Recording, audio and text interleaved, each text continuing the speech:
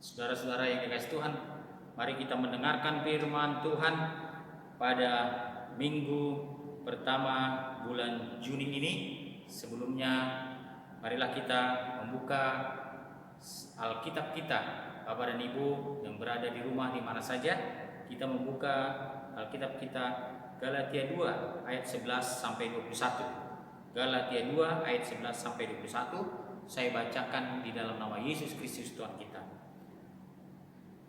Tetapi waktu Kefas datang ke Antiokhia, aku berterang-terang menantangnya sebab ia salah.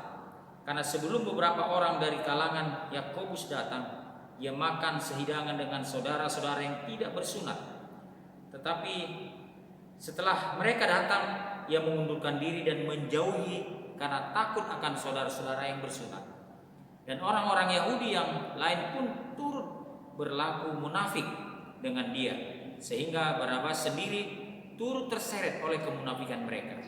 Tetapi waktu kulihat bahwa kelakuan mereka itu tidak sesuai dengan kebenaran Injil, aku berkata kepada Kefas di hadapan mereka semua, jika engkau seorang Yahudi hidup secara kafir dan bukan secara Yahudi, bagaimanakah engkau dapat memaksa saudara-saudara yang tidak bersunat untuk hidup secara Yahudi?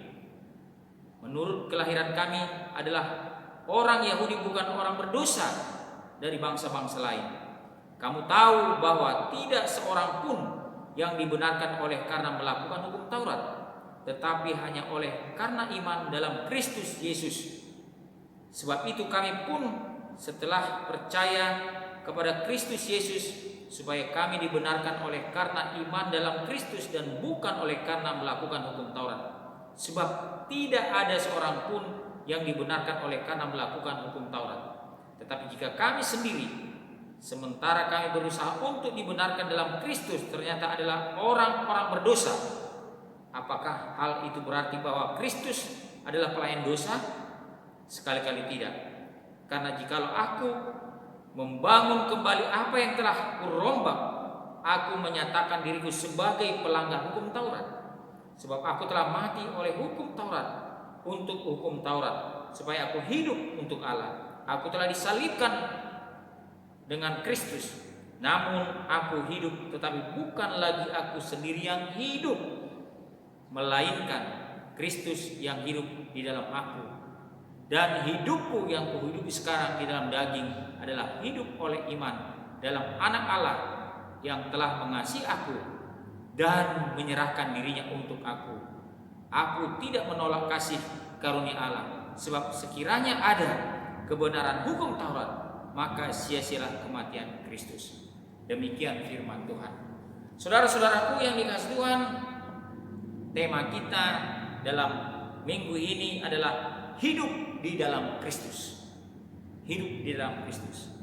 Saudara, berbicara mengenai hidup di dalam Kristus, artinya kita ingin mengatakan bahwa hidup saya tidak berpusat pada diri saya sendiri lagi, tetapi hidup kita sudah berpusat kepada Kristus. Ada 3 hal, saudara, yang perlu kita renungkan dalam teks ini, yang mau menjadi pelajaran, yang mau menjadi satu hal yang penting untuk saudara ketahui tentang hidup di dalam Kristus. Yang pertama, saudaraku, hidup di dalam Kristus tidak boleh munafik. Saudara, Petrus memiliki masalah dengan kemunafikan dalam teks yang kita baca hari ini. Saudara ingat Petrus, dia memberitahu kepada Yesus bahwa ia mau ikut sampai mati. Tapi apa yang terjadi, saudara? Ternyata ia menyangkal Yesus selama 3 kali, saudara-saudara. Waktu bersama dengan Paulus juga demikian. Paulus menegurnya karena perilakunya yang muncul kembali pada saat mereka bersama-sama dalam pelayanan. Ia bersama-sama makan dengan orang Yahudi, saudaraku, dengan teman-temannya yang dari Antiokhia. Ia bergabung dengan kaum Yudais pada waktu itu, dan Dia ketika bergabung dengan orang-orang itu sama artinya meremehkan ajaran-ajaran Paulus pada waktu itu. Ketika dia ditemui oleh teman-temannya dengan Paulus, maka ia pergi menghindar. Ternyata dia, saudara-saudaraku, tidak menjalankan apa yang diimaninya. Nah, dia berada di antara orang yang salah tentang ajaran keselamatan pada waktu itu. Tentu saudara-saudaraku, sebenarnya perilaku dari Petrus ini menyinggung orang-orang Antiokhia pada waktu itu. Teladan Petrus telah merusak orang lain pada saat itu. Banyak orang Yahudi yang bergabung, saudara-saudaraku, karena kemunafikannya. Yang paling sadis, saudaraku, bahkan Barnabas ikut tersesat dalam teladan Petrus pada waktu itu. Dalam kondisi demikian, saudaraku, Paulus menegur, dia memberi peringatan atas sikap kemunafikan daripada Petrus pada waktu itu. Saudaraku, sangat penting, saudaraku, kekonsistenan atas apa yang kita imani terhadap perilaku kerohanian kita. Sebab orang-orang lain akan melihat. Orang melihat iman kita ketika kita menjalani apa yang kita klaim kita percaya. Ketidakkonsistenan itu, saudara-saudaraku, membuat orang meragukan iman kita dan bahkan menyesatkan orang lain. Saudara yang dikasihi Tuhan, dapat dikatakan, saudara-saudaraku, bahwa Petrus tidak konsisten terhadap pengajaran iman yang dia klaim pada waktu itu. Dia mau bermain-main dengan hal yang tidak baik, sementara dia menyampaikan hal-hal yang baik. Saudaraku, banyak orang-orang hari ini menggunakan alasan ini, saudaraku, keluar dari gereja. Kenapa? Karena banyak orang percaya tidak sejalan dengan imannya, tidak sejalan dengan apa yang dikatakannya. Dan kita telah banyak bertemu dengan orang-orang menggunakan alasan ini karena orang-orang gereja tidak menjadi contoh, bertentangan dari apa yang dikatakannya. Inilah, saudara-saudaraku, yang disebut dengan orang munafik. Ya. Kita harus berhati-hati dengan hal ini. Gereja menjadi batu sandungan. Gereja atau orang-orang tersebut yang sudah percaya kepada Tuhan tidak menjadi saksi yang baik. Saudaraku, di masa COVID ini kita harus menjadi saksi yang baik seturut dengan iman kita.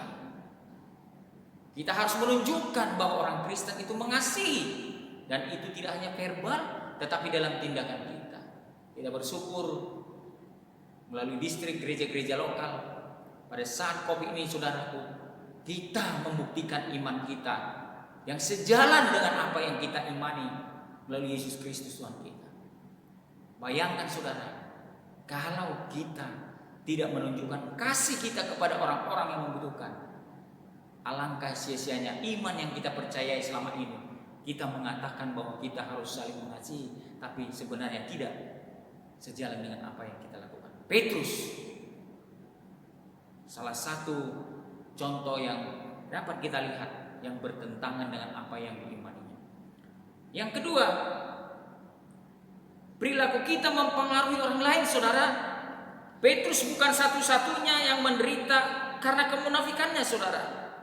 Orang Yahudi pada waktu itu terpengaruh, bahkan Barnabas bergabung.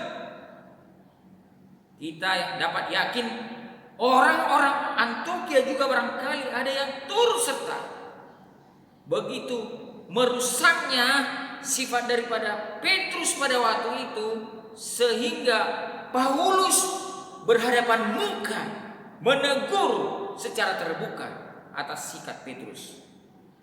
Saudara-saudariku, jangan pernah kita lupa. Jangan pernah kita lupa bahwa apa yang kita lakukan sangat mempengaruhi orang lain. Orang lain memperhatikan apa yang kita lakukan dan katakan. Orang Kristen sangat rentan terhadap saudaraku. Orang lain memperhatikan hidup kita. Jika saudara-saudari menjadi saksi Kristus, orang lain akan memperhatikan kehidupan saudara. Akan melihat hari-hari saudara, apakah sejalan dengan pembicaraan saudara. Saudara, kita tidak harus memenangkan orang-orang pada waktu ini dengan membawa Alkitab, memberitakan Injil. Tidak perlu, saudara-saudara. Itu bukan penginjilan yang efektif, saudaraku. Tetapi penginjilan yang efektif adalah hidup saudara menjadi kesaksian yang nyata di lapangan. Dan itu bisa membawa orang lain percaya kepada Tuhan. Petrus, dia tidak menjadi contoh yang baik membawa orang kepada Kristus, tapi justru pada waktu itu sikapnya membawa Barnabas terlibat dalam kemunafikan dan membawa orang-orang Antiokhia dan barangkali orang-orang sekitar. Karena orang itu melihat bagaimana imannya tidak konsisten. Saudara, mari kita di lapangan hari ini, di rumah, di masyarakat, tindakan saudara, perilaku kita mempengaruhi orang banyak, mempengaruhi gereja kita, mempengaruhi Kristus, mempengaruhi apakah Tuhan bisa diterima orang lain. Saudara, mari di masa Covid ini kita menunjukkan perilaku kita yang baik, sehingga orang lain tahu bahwa sungguh-sungguh orang Kristen itu sungguh-sungguh mempunyai Tuhan yang berbeda. Dan yang ketiga, saudaraku, terakhir, hidup di dalam Kristus harus mati atas diri sendiri, saudara. Ayat 20-21 dapat saudara lihat. Hidup dalam Kristus mencakup kematian terhadap diri sendiri, saudaraku. Bagaimana Paulus dapat disalibkan bersama Kristus? Tentu saja tidak disalibkan secara harafiah, saudaraku, maksud saya. Paulus sengaja mati bagi dirinya sendiri. Itu tidak gampang, saudara. Karena masa lalunya adalah orang-orang Yahudi yang pintar, yang percaya terhadap segala pengajaran, dan dia bukan orang sembarangan. Bagaimana dia, saudaraku, mematikan dirinya sendiri? Tentu itu satu pertarungan yang luar biasa terhadap dirinya. Karena harga dirinya, saudaraku, harus dia korbankan untuk itu. Tentunya hari-harinya, saudaraku, tidak semudah yang kita bayangkan untuk mematikan keinginan dirinya sendiri. Saudara, tentu karena pertolongan Tuhan. Karena Tuhan sudah menangkap dia, percaya kepadanya, dan dia sudah hidup di dalam Kristus. Saudara, tentunya dengan penyerahan diri total, Paulus bisa dan dapat mematikan keinginan dagingnya, diri sendirinya, sehingga hidupnya bukannya dia lagi, tetapi Kristus yang hidup di dalamnya. Nah, saudara-saudaraku, pertarungan kita hari ini masih terus berjalan untuk mengalahkan diri sendiri. Oleh karena itu, saudaraku, mari kita terus bertarung, mengalahkan keinginan diri sendiri, mengalahkan keinginan dunia ini, saudaraku. Keinginan dunia ini mau kita meninggalkan Tuhan. Tetapi saudaraku, hari ini kita mau Tuhan menolong kita. Sebagaimana Paulus ditolong Tuhan, dia dapat mengalahkan diri sendiri. Saudara-saudaraku, mari kita jalani hari-hari kita hari ini dengan pertolongan Tuhan, hidup di dalam Kristus, sehingga saudaraku, masa-masa ini dapat kita lalui karena kita hidup dalam Kristus. Amin. Mari kita berdoa.